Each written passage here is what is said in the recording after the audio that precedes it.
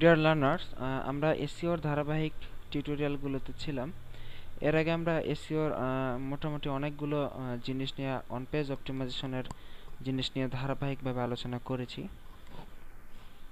তো আজকে আমরা একটি এসইওতে একটি মোটামুটি একটা গুরুত্বপূর্ণ ব্যাপার বা গুরুত্বপূর্ণ তেমন একটা নাও আপনি বলতে পারেন, সেটা নিয়ে আলোচনা করব। সেটা হলো মেটা ট্যাগ। তো মেটা ট্যাগ কি সেই সম্পর্কে আমাদের আগে অবশ্যই জানা উচিত। মেটা ট্যাগ হলো আপনার সাইটের সম্পর্কে একটা বেসিক আইডিয়া প্রদানকারী ট্যাগ বা কোড নাম্বার। আপনি যখন আপনার ওয়েবসাইটকে গুগলের কাছে সাবমিট করাবেন, তখন আপনার সাইটের মেটা ট্যাগকে গুগল ক্রলার আগে ক্রল করবে। তো আপনার মেটা ট্যাগ দেখে আপনার গুগল আপনার সাইট সম্পর্কে একটা নর্মালি একটা বেসিক আইডিয়া করে ফেলবে, যে আপনার সাইটের কিওয়ার্ড কি, আপনার সাইটের ডিসক্রিপশন কি, এই সম্পর্কে। তো চলুন আমরা ব্যাপারটা একটু প্র্যাকটিক্যালি দেখি। তো মেটা ট্যাগ সাধারণত আপনি যখন অনলাইনে কাজ করবেন, তখন আপনার মেটা ট্যাগ আপনার সাইটে আপনার ক্লায়েন্ট আপনাকে বলবে যে মেটা ট্যাগ তৈরি করে দিতে তার ওয়েবসাইটের জন্য। আবার আপনি যখন নিজের ওয়েবসাইটের জন্য মেটা ট্যাগ তৈরি করবেন, তখন এইভাবে মেটা ট্যাগ তৈরি করবেন। আমি দেখিয়ে দিচ্ছি কিভাবে করবেন। তো দেখুন, আমরা মেটা ট্যাগের বেসিক পার্টটা আগে একবার দেখে নেই। এটা হলো শুরুতে এটা হলো মেটা ট্যাগের একটা কোড, পূর্ণাঙ্গ কোড নাম্বার। আমাদের এই পূর্ণাঙ্গ কোডটি আমাদের সোর্স ফাইলের সাথে দেয়া থাকবে। তো মেটা ট্যাগের এটা হলো একটা ট্যাগ, আর এই দ্বিতীয় লাইনে আর একটা ট্যাগ, তারপর আপনার এই 3 নাম্বার লাইনে আপনার আরো একটা ট্যাগ, চতুর্থ লাইনে আরো একটা ট্যাগ। চতুর্থ লাইনের ট্যাগটা তেমন ইম্পর্টেন্ট না, দিলেও হয় না দিলেও হয়। আর 3 নাম্বার লাইনের ট্যাগটাও তেমন একটা ইম্পর্টেন্ট না। তো মূলত প্রথম উপরের 2 লাইনের যে ট্যাগগুলো আছে, সে দুটোই মূলত ইম্পর্টেন্ট। তো এখানে দেখুন, শুরুতে যে লাইনটা আছে সেটা হলো মেটা নেম ডিসক্রিপশন। এখানে আপনার ওয়েবসাইটের যে বর্ণনা, আপনার ওয়েবসাইটটা কি সম্পর্কিত সে বর্ণনা আপনাকে এখানে এই যে ডাবল কোটেশন, এই কোটেশনের মধ্যে আপনাকে এই দুইটা কোটেশনের মধ্যে আপনার সাইটের বর্ণনা লিখতে হবে। তো বর্ণনাটা সাধারণত আপনারা 15 থেকে 20টা শব্দের মধ্যে দেওয়ার চেষ্টা করবেন। আর এরপরে যেটা আছে মেটা নেম কিওয়ার্ডস। তো এই যে দুইটা কোটেশনের মধ্যে এই যে অংশটুকু, এই অংশটুকুতে আপনার ওয়েবসাইটের যে বিভিন্ন কিওয়ার্ড আছে সেই কিওয়ার্ড দেওয়ার চেষ্টা করবেন। তো কিওয়ার্ডগুলো অবশ্যই 15 থেকে 20 শব্দের মধ্যে হলে সবচেয়ে বেটার হয়। তো চলুন আমরা একটি মেটা ট্যাগ কিভাবে কোথায় পেস্ট করবেন বা কপি করবেন সেটা আমি দেখাবো।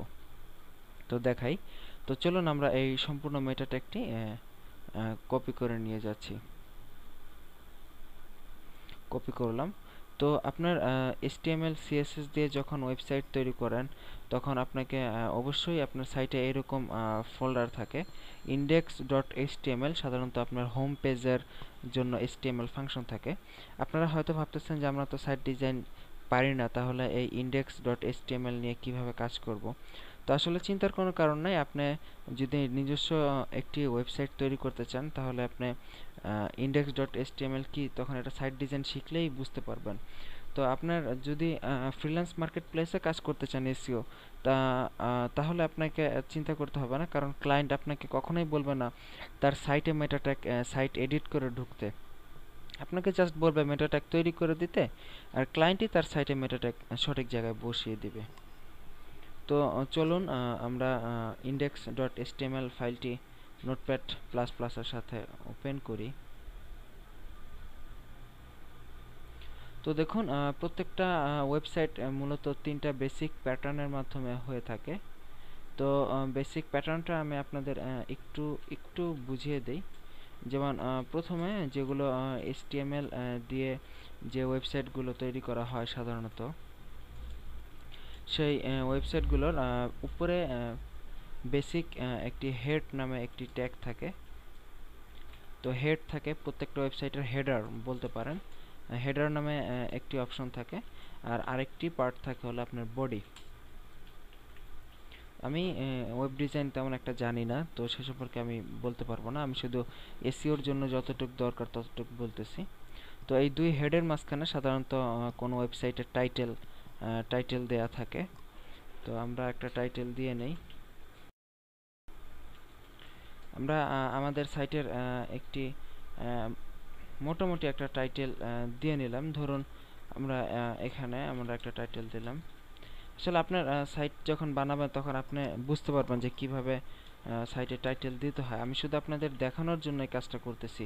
বডি সেকশন আপনার সাইটের যে বডি পার্টটা আছে সেটা থাকবে, সেটা আমি দেখাবো না। তো এই দেখুন, এই যে উপরে একটা হেড এবং নিচে একটা হেড, এই দুই হেডের মাঝখানে আপনার টাইটেল ট্যাগ আছে।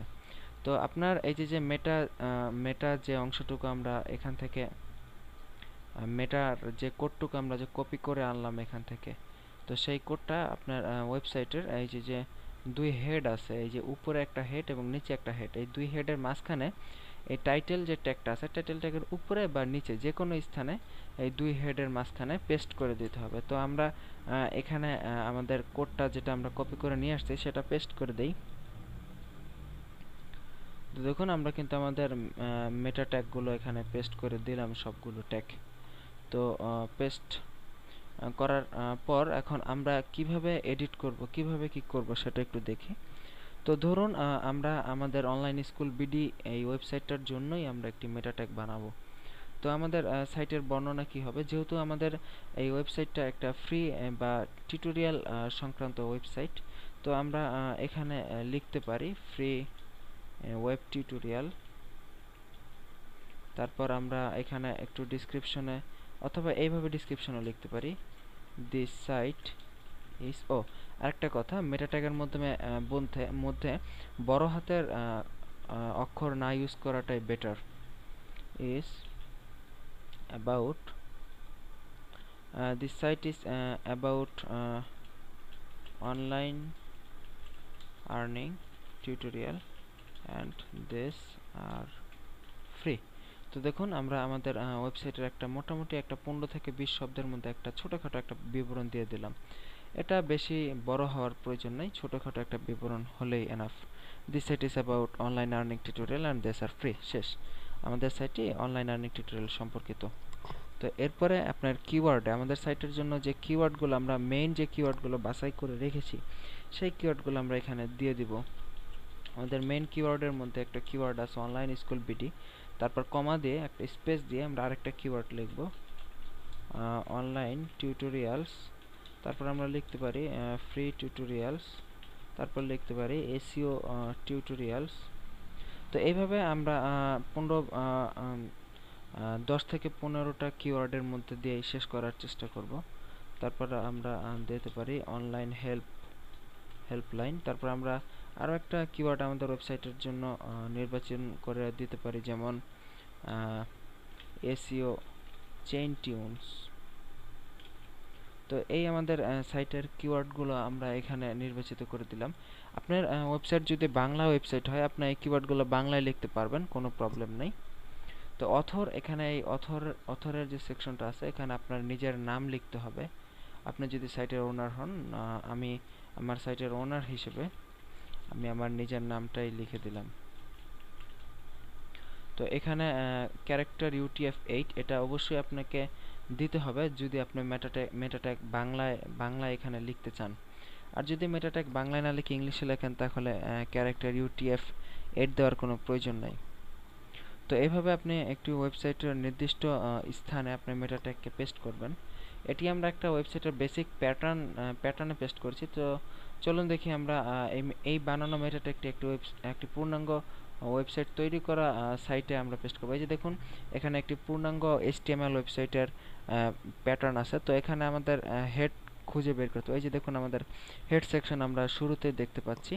তো হেড সেকশনে এই যে টাইটেল ট্যাগও পেয়ে গেছি আমরা। তো এগুলো আরও বিভিন্ন ট্যাগ যে কোনো ওয়েবসাইটে থাকতেই পারে। তো এখানে এই দুই হেড, উপরের হেডটা এবং শেষের হেডটা, এই দুই হেডের মধ্যবর্তী যে কোনো স্থানেই আমরা আমাদের এই মেটা ট্যাগগুলো যদি পেস্ট করে দেই তাহলেই হয়ে যাবে। এখানে আমরা পেস্ট করে দিলাম আমাদের মেটা ট্যাগগুলো পেস্ট করে সেভ করে দিব, বাস। তাহলে আমাদের মেটা ট্যাগ দেয়া হয়ে গেল। তো আশা করি আপনারা মেটা ট্যাগের ব্যাপারটা বুঝতে পেরেছেন। তো সবাই মেটা ট্যাগের ব্যাপারে যদি কোনো সমস্যা থাকে আমাদেরকে ইমেল করে আপনাদের প্রবলেমের কথা অথবা আমাদের ফেসবুক গ্রুপের মাধ্যমে আপনাদের সমস্যার কথা জানাতে পারবেন। তো আজকের মতো এই টিউটোরিয়াল এখানেই শেষ করছি। আল্লাহ হাফেজ, ভালো থাকবেন সবাই।